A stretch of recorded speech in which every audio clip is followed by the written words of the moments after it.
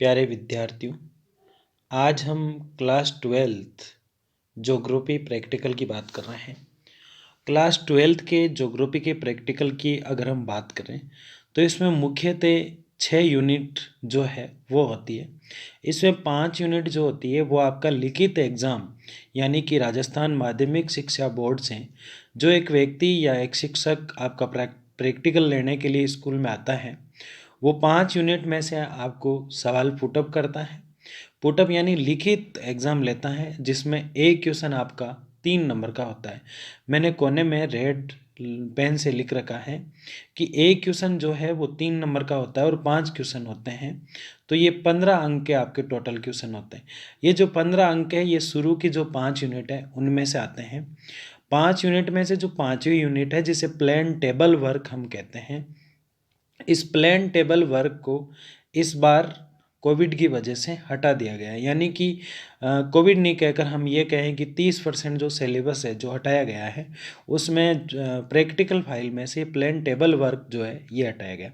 इसके बाद जो 4 टॉपिक हमारे रहे हैं, पहला जो आंकड़े, स्रोत एवं संकलन, यानी कि हमारा जो पहला टॉपिक है वो है आंकड़े, स्रोत व संकलन, और दूसरा आंकड़ों का परक्रमण, और तीसरा आंकड़ों का आलेख और निरूपण।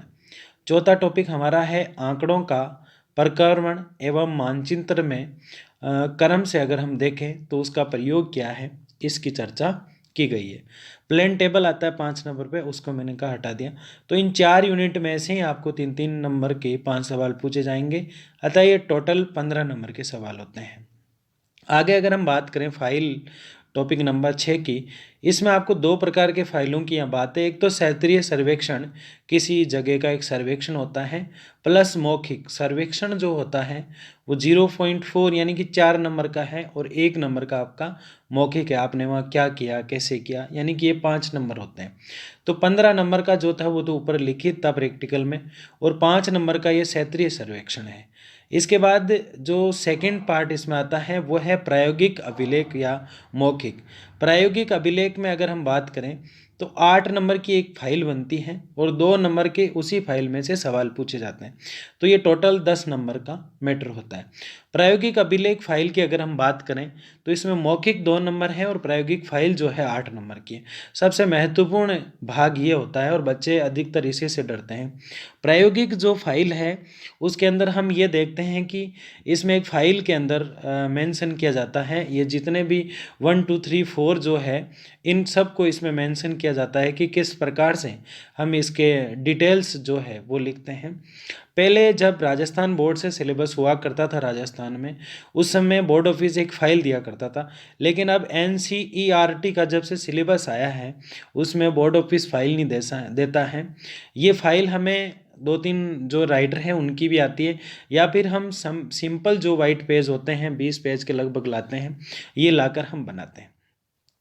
एक तो राघव प्रकाश की बुक आती है प्रैक्टिकल की, एक हिंदी की आती है, हम उसकी बात नहीं कर रहे हैं। राघव प्रकाश प्रैक्टिकल की बुक आती है, एक सौरभ नाम से हैं उनकी बुक आती है। इस प्रकार से बुक से हम ये बना सकते हैं। प्रैक्टिकल जो फाइल होती है उसमें अधिकतर अमूमन ब्लैक पेन का यूज़ करना चाहिए। इस प्रकार हम प्रैक्टिकल की बात करते हुए पूरे सिलेबस में अगर हम देखते हैं तो हमारा बोर्ड का जो लिखित पेपर है वो 56 अंक का होता है, मैंने लिख रखा है यहाँ पे, और 17 अंक जो है वो 14 अंक जाते हैं, और प्रैक्टिकल जो है वो 30 अंक का होता है। देखिए 30 अंक का कैसे हुआ, ऊपर ऊपर रेड में देखिए आप, 5 × 3 यानी 15 नंबर ये, उसके बाद 5 नंबर 4 + 1 यानी 5, और उसके बाद 8 + 2 यानी 10। तो ये 15-15 30 नंबर होते हैं और 14 17 अंक होते हैं, और 56 जो है वो हमारा बोर्ड का लिखित पेपर होता है।